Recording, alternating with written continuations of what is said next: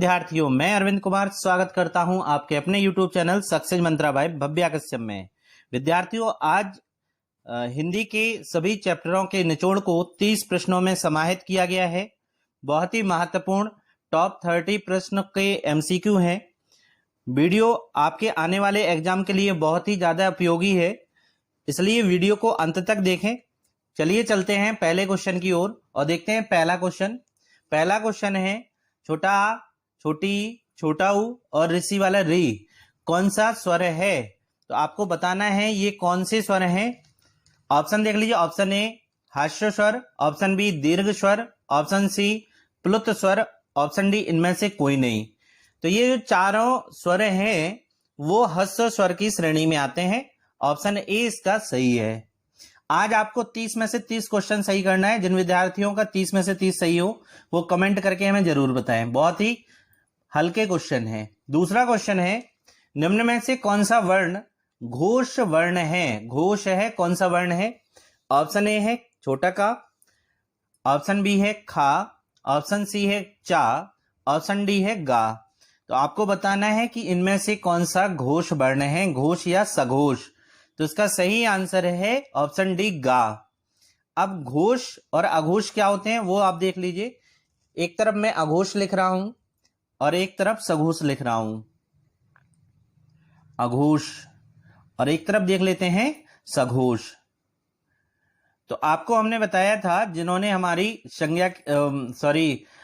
हमारी वर्णमाला की वीडियो ना देखी हो वो डिटेल में वहां पे मैंने पढ़ाया है, वहां देख सकते हैं।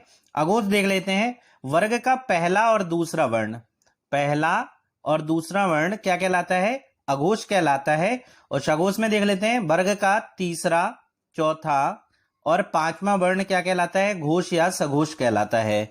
अब यहां आ जाइए अघोष में। यहां पे शा सा सा सा शा सा सा ये तीनों शा जो हैं वो है क्या, अघोष। अब क्या बचा इसमें, बचा हुआ हा। हा क्या है, हा है जो वो है सघोष। अब आ जाइए, अब सघोष में एक चीज और रह गई है। सघोष ही में लिखेंगे या रा लावा।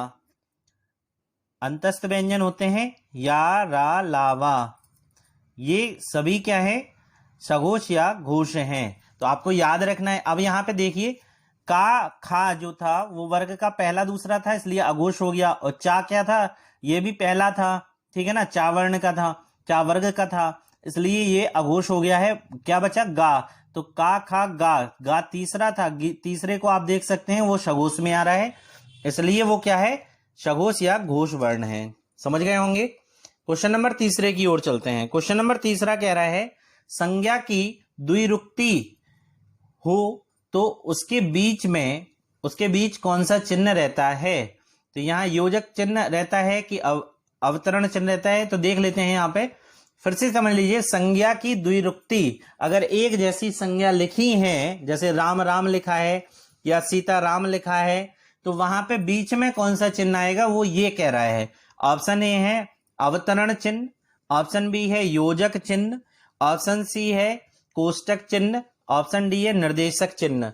तो यहाँ पे आपको सही आंसर होगा योजक चिन्ह। क्या होगा यहाँ पे सही आंसर, योजक चिन्ह होगा। जैसे राम के बीच में योजक चिन्ह लगा हुआ है, ठीक है। तो यही तो कह रहा है संज्ञा की द्विरुक्ति, मतलब दो बार अगर संज्ञा आए, दो बार उसका क्या हो, दो बार बोला जाए या दो बार लिखा जाए तो बीच में कौन सा चिन्ह आएगा, तो योजक चिन्ह आएगा। क्वेश्चन नंबर 4 देख लेते हैं। निम्न में से कौन सा शब्द अशुद्ध है।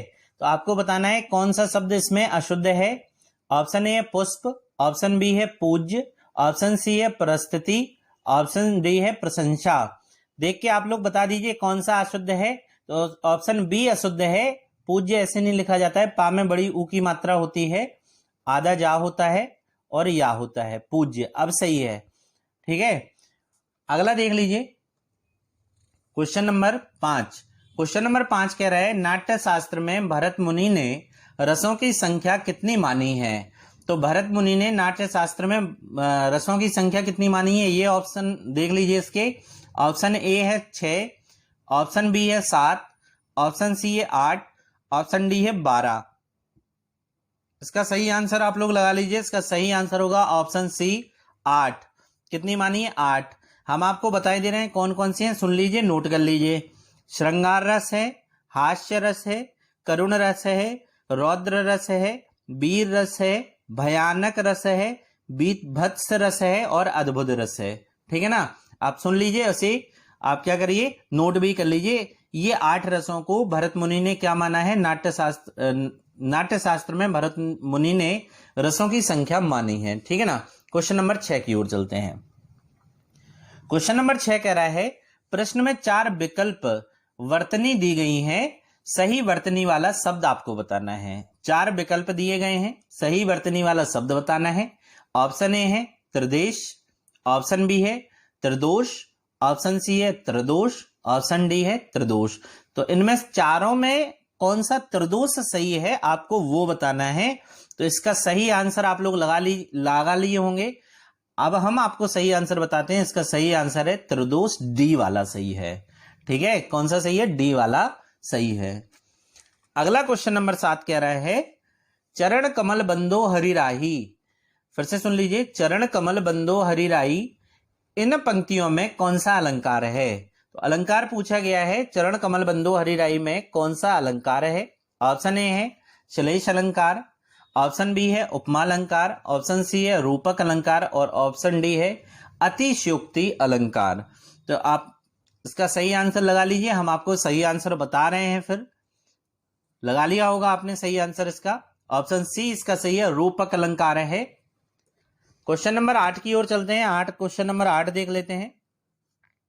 इंद्र का पर्यायवाची निम्न में से कौन सा है? आपको बताना है इन चारों में से इंद्र का पर्यायवाची कौन सा है। ऑप्शन ए है पशुपति, ऑप्शन बी है यक्षराज, ऑप्शन सी है त्रिनेत्र, ऑप्शन डी है देवराज। तो सभी जानते हैं इसका आंसर सही क्या है? ऑप्शन डी सही है, देवराज इंद्र को ही कहा जाता है। अब पशुपति और त्रिनेत्र ये दोनों जो हैं वो हैं भगवान शिव के पर्यायवाची। किसके पर्यायवाची हैं? भगवान शिव या शंकर जी के पर्यायवाची हैं। यक्षराज जो है वो कुबेर का पर्यायवाची है। कुबेर जो होते हैं, लक्ष्मी जी के साथ पूजा होती है इनकी दिवाली पे, कुबेर की, उसके पर्यायवाची हैं। क्वेश्चन नंबर 9 पे आ जाइए। क्वेश्चन नंबर 9 कह रहा है, जिसके पास कुछ ना हो, फिर से सुन लीजिए, जिसके पास कुछ ना हो वाक्यांश के लिए एक शब्द बताना है। ऑप्शन ए है अक्षम, ऑप्शन बी है अकिंचन, ऑप्शन सी है असमर्थ, ऑप्शन डी है अज्ञ। बताइए इसका सही आंसर क्या होगा? आप लोग देख लीजिए इसका सही आंसर क्या होगा। ऑप्शन बी इसका सही है, जिसके पास कुछ ना हो उसे अकिंचन बोलते हैं। क्या बोलते हैं? अकिंचन बोलते हैं। फटाफट क्वेश्चन नंबर 10 की ओर चलते हैं। क्वेश्चन नंबर 10 कह रहा है, मोस्ट इंपोर्टेंट क्वेश्चन है, कई एग्जाम में आया हुआ है, ये फंसा देता है बच्चों को एग्जाम में। चाकू शब्द का बहुवचन क्या होगा? चाकू शब्द का बहुवचन कह रहा है, चाकू शब्द का बहुवचन क्या होगा? ऑप्शन ए है चाकुएं, ऑप्शन बी है चाकुओं, ऑप्शन सी है चाकू, ऑप्शन डी है चाकू। तो इसका सही आंसर आप लोग लगा लीजिए। हम इसका सही आंसर आपको बताते हैं। वैसे इसका सही आंसर जो है ऑप्शन सी चाकू है। चाकू का बहुवचन चाकू ही होता है। क्वेश्चन नंबर 11 की ओर चलते हैं। क्वेश्चन नंबर 11 आपसे कह रहा है, जगन्नाथ में कौन सी संधि है? जगन्नाथ में संधि पूछ रहा है, कौन सी है? ऑप्शन ए है वृद्धि संधि, ऑप्शन बी है यण संधि, ऑप्शन सी है ईश्वर संधि, ऑप्शन डी है व्यंजन संधि। फटाफट इसका आंसर लगाइए आप लोग। आंसर लगाइए, जगन्नाथ में कौन सी संधि है? लगा लिए होंगे। आंसर हम बताते हैं हम आपको। ऑप्शन डी सही है, व्यंजन संधि है, क्योंकि इसका बनेगा जगत प्लस नाथ। क्या बनेगा? जगत प्लस नाथ, ये हो गया जगन्नाथ। ठीक है, अगला देख लेते हैं क्वेश्चन नंबर 12। क्वेश्चन नंबर 12 कह रहा है, रामचरितमानस में कितने कांड हैं? तो पूरे रामचरितमानस में कितने कांड हैं? अब कहना कि सर ये आध्यात्म की चीज संस्कृत में कैसे आ गई, सॉरी हिंदी में कैसे आ गई? तो ये साहित्य में रामचरितमानस है और इसमें ये एग्जाम में पूछा गया है। यूपी SSSC में ये एग्जाम में पूछा जा चुका है। तो आपको ये क्वेश्चन आना चाहिए कि रामचरितमानस में कितने कांड हैं। ऑप्शन ए है 5, ऑप्शन बी है 6, ऑप्शन सी है 7, ऑप्शन डी है 8।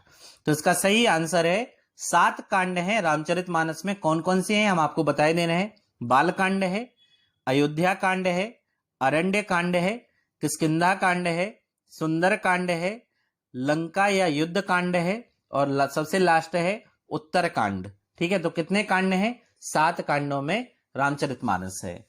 क्वेश्चन नंबर 13 है, पिता ने समझाया कि सदा सत्य बोलना चाहिए। फिर से सुन लीजिए, पिता ने समझाया कि सदा सत्य बोलना चाहिए। यह एक वाक्य है और ये वाक्य किसका उदाहरण है, ये आपको बताना है। ऑप्शन ए सरल वाक्य का, ऑप्शन बी इच्छावाचक वाक्य का, ऑप्शन सी मिश्रित वाक्य का, ऑप्शन डी आज्ञावाचक वाक्य का। तो आप समझ लीजिए इसका सही आंसर क्या होगा। तो इसका सही आंसर होगा ऑप्शन सी मिश्रित वाक्य का।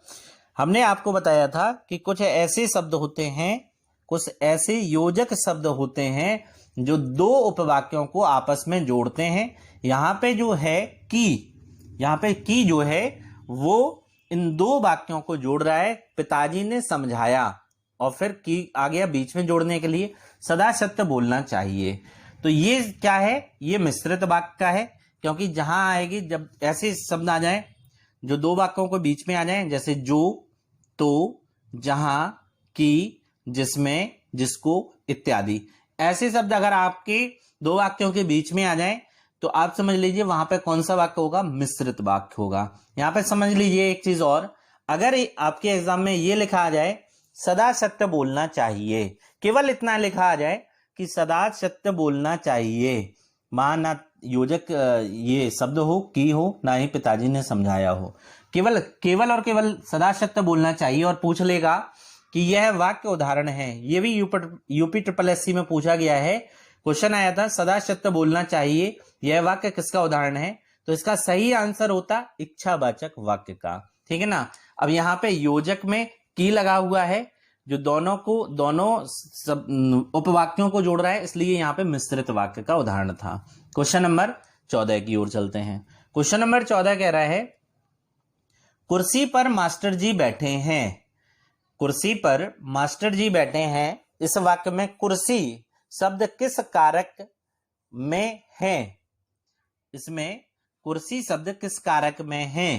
तो कारक यहाँ पे जो देख लीजिए, आपको यहाँ पे जो देखना है, पर जो देखना है, किसे देखना है? पर को देखना है कि अब यहाँ पे आपको विभक्ति हो गई पर, तो आपको देखना है कौन सा कारक है इसमें। ऑप्शन ए है करण कारक, ऑप्शन बी है संप्रदान कारक, ऑप्शन सी है संबंध कारक, ऑप्शन डी है अधिकरण कारक। तो यहाँ सही आंसर होगा अधिकरण कारक। कौन सा आंसर होगा? अधिकरण कारक होगा, क्योंकि आप जानते हैं अधिकरण कारक में विभक्ति होती है में और पर, में ऑब्लिक पर, में पे बिंदी होती है बस। ठीक है। क्वेश्चन नंबर 15 की ओर चलते हैं। क्वेश्चन नंबर 15 बहुत इंपॉर्टेंट क्वेश्चन है, कई बार टेट में भी आया हुआ क्वेश्चन है। ठीक है, यहाँ पे हम लोग कवर कर रहे हैं TET, super TET, C TET के क्वेश्चनों को। ठीक है ना।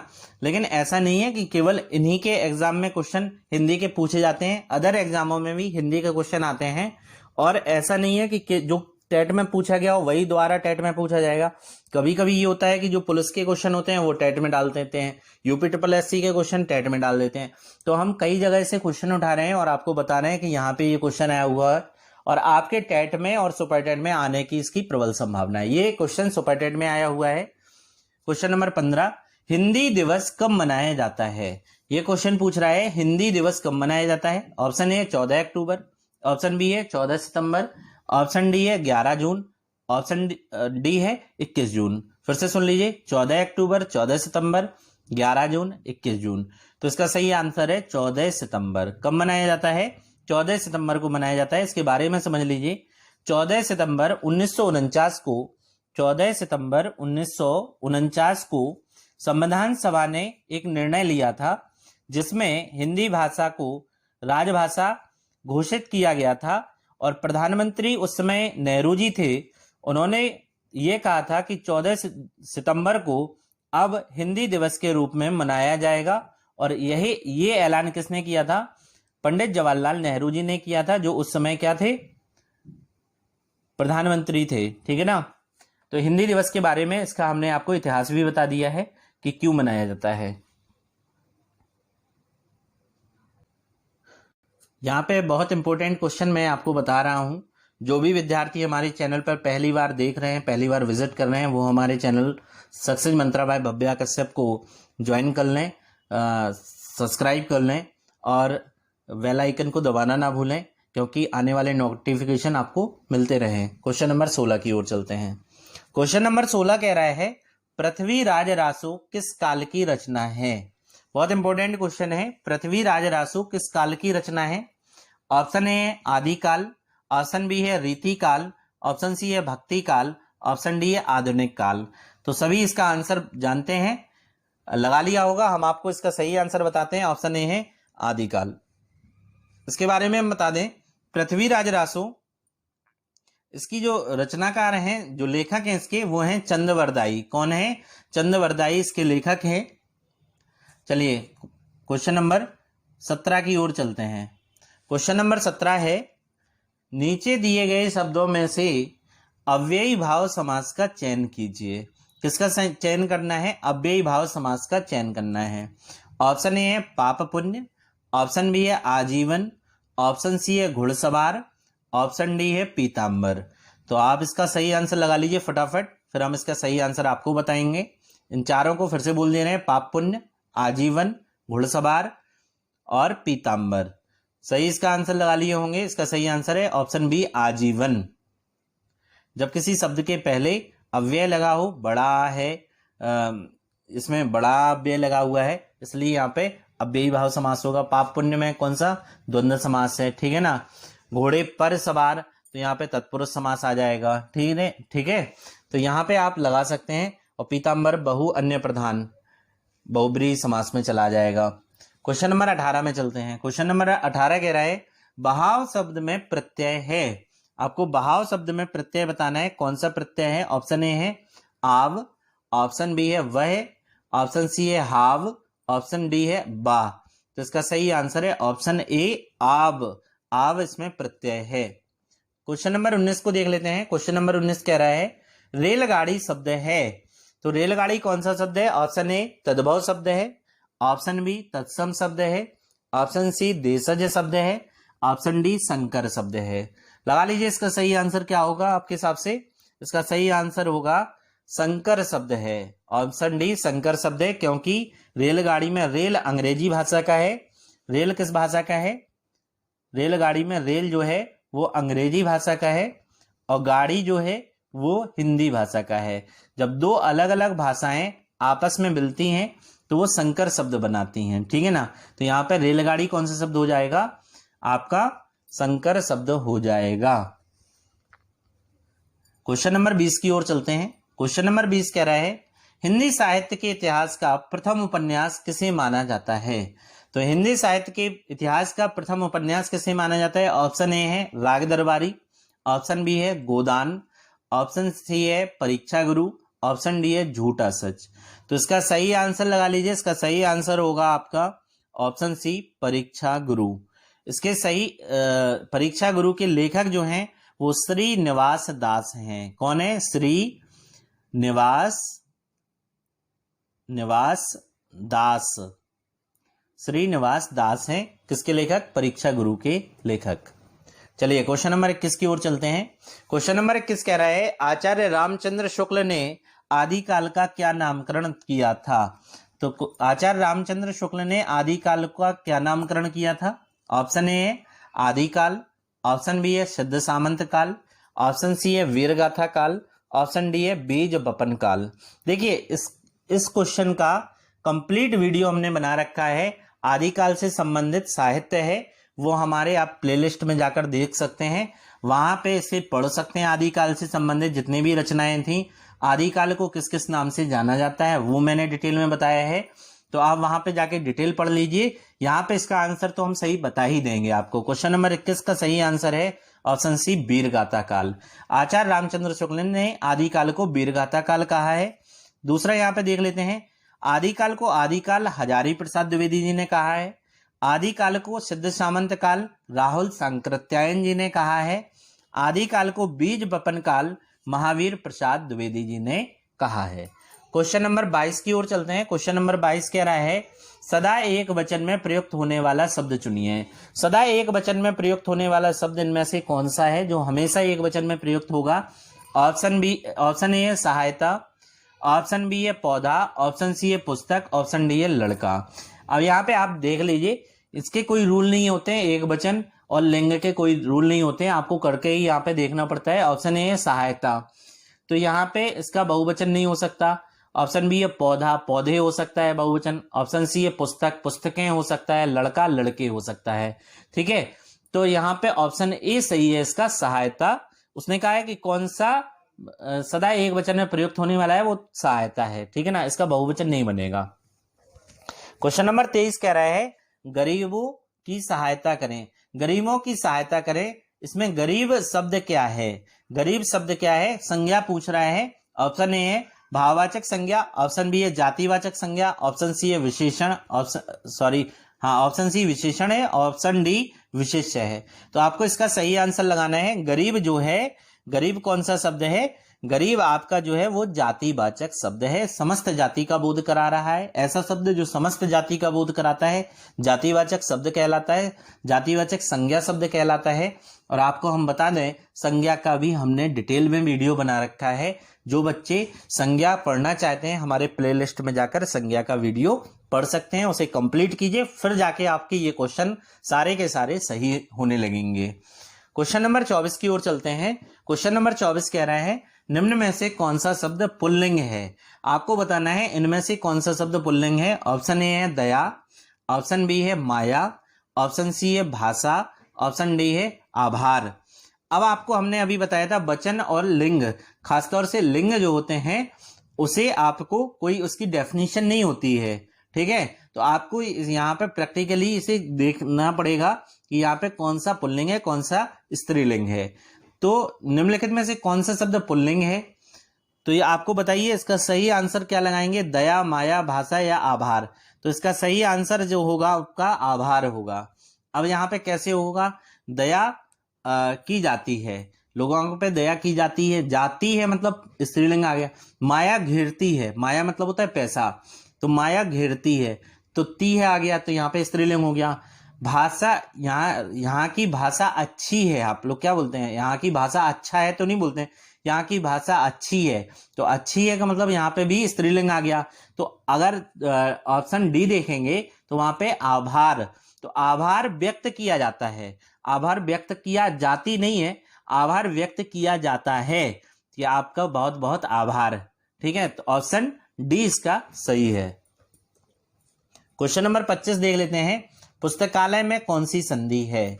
बहुत ही सरल क्वेश्चन है, फटाफट इसका आंसर लगाएंगे आप लोग। ऑप्शन देख लीजिए, ऑप्शन ए है दीर्घ संधि, ऑप्शन बी है गुण संधि, ऑप्शन सी है वृद्धि संधि, ऑप्शन डी है यण संधि। फटाफट इसका आंसर लगा लीजिए। इसका आंसर क्या होगा? तो पुस्तकालय में कौन सी संधि है? तो पुस्तकालय में जो है वो आपकी दीर्घ संधि है। अब इसे तोड़ के हम देख लेते हैं, देखते हैं। पहले ये टूटेगा पुस्तक, किसमें टूटेगा ये? पुस्तक प्लस आलय। अब ये दो शब्दों में टूट रहा है, हमें पहले शब्द का आखिरी वाला अक्षर देखना है, ये वाला जिसमें छोटा का आया है, और दूसरे वाले का पहला देखना है जिसमें बड़ा आया है। तो यहां से हम ले लेंगे क्या? छोटा आ ले लेंगे। का मतलब यहां पे क्या मिलेगा आपको? छोटा आ मिलेगा, और यहां पे बड़ा आ मिल गया। तो जब छोटा बड़ा एक जैसे शब्द आए तो वहां पे कौन सी संधि आएगी?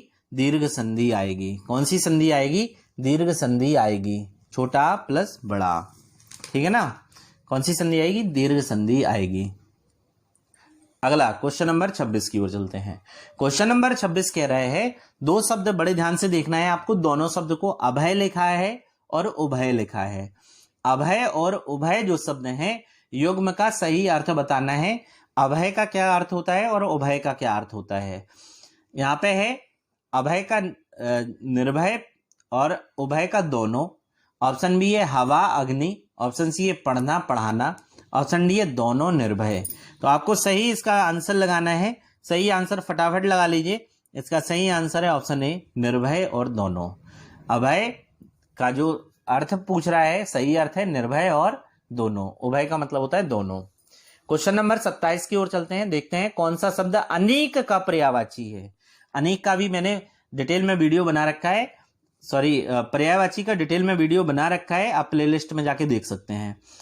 अनेक कह रहा है पर्यायवाची है, किसका है? ऑप्शन ए है अर्जुन का, ऑप्शन बी है सेना का, ऑप्शन सी है अग्नि का, ऑप्शन डी है घोड़ा का। फटाफट इसका आंसर लगाइए आप लोग, क्या होगा इसका सही आंसर? ऑप्शन बी सेना का पर्यायवाची है। सेना के और भी पर्यायवाची देख लीजिए, सेना के और भी पर्यायवाची आप नोट कर लीजिए। सेना के पर्यायवाची हैं सैन्य, फौज, वाहिनी, कटक, लश्कर। ये सब किसके पर्यायवाची हैं? अनेक के हैं, मतलब सेना के हैं। क्वेश्चन नंबर 28 की ओर चलते हैं, देखते हैं वह आया और मैं गया। क्या लिखा है यहाँ पे? वह आया और मैं गया। इस वाक्य में समुच्चय बोधक शब्द बताइए। अब समुच्चय बोधक शब्द क्या होते हैं आपको आना चाहिए, तभी इस क्वेश्चन का आंसर आप लगा सकते हैं। नहीं तो आप क्या लगाएंगे? एग्जाम में तुक्का लगाएंगे। तो तुक्का नहीं लगाने हैं, तुक्के से सिलेक्शन नहीं होते हैं। आपको नॉलेज होनी चाहिए, सिलेक्शन का कोई शॉर्टकट नहीं होता है। आप जितना पढ़ेंगे उतना आप गेन करेंगे, ठीक है ना? जितना मेहनत करेंगे उतना सिलेक्शन के पास पहुंचेंगे और सिलेक्शन लेके निकलेंगे। अब आपको यहाँ पे आना चाहिए समुच्चय बोधक शब्द कौन से होते हैं। तो हम आपको पहले ये बता दें कि समुच्चय बोधक शब्द होते क्या हैं। तो समुच्चय बोधक शब्द जो हैं वो दो पदों, दो उपवाक्यों या दो वाक्यों को परस्पर जोड़ने वाले शब्द होते हैं, समुच्चय बोधक शब्द कहलाते हैं। अब इनमें आप समझ गए होंगे कि इस पूरे वाक्य में वह आया और मैं गया, इस वाक्य में समुच्चय बोधक शब्द क्या है? ऑप्शन देख लीजिए, ऑप्शन है वह, ऑप्शन बी है आया, ऑप्शन सी है और, ऑप्शन डी है गया।